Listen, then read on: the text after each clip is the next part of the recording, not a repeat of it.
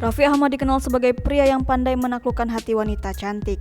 Sebelum menikah dan hidup bahagia dengan sang istri Nagita Slavina, Raffi Ahmad menjalin hubungan dengan banyak wanita. Bahkan Raffi Ahmad sempat lekat dengan julukan playboy kelas kakap lantaran kehebatannya meluluhkan hati para artis cantik. Meskipun kerap mengumbar deretan mantannya, sang Sultan Andara malah tak pernah menyebutkan siapa cinta pertamanya. Tak pelak publik pun bertanya-tanya siapa sosok wanita yang pertama kali disukai oleh suami Nagita Slavina ini. Rasa penasaran publik itu terjawab dalam tayangan Oke Bos yang diunggah di kanal YouTube Trans 7 Official pada 1 April 2020. Dalam tayangan Oke Bos, Raffi Ahmad sempat ditodong pertanyaan oleh Vicky Prasetyo untuk mengungkap cinta pertamanya. Mendengar pertanyaan dari Vicky, Raffi langsung tersipu malu dan sempat bingung untuk menjawab. Tetapi ia tetap membeberkan sosok cinta pertamanya. Tak main-main, Raffi ternyata menyukai cinta pertamanya saat masih duduk di bangku kelas 6 SD dan berusia 12 tahun.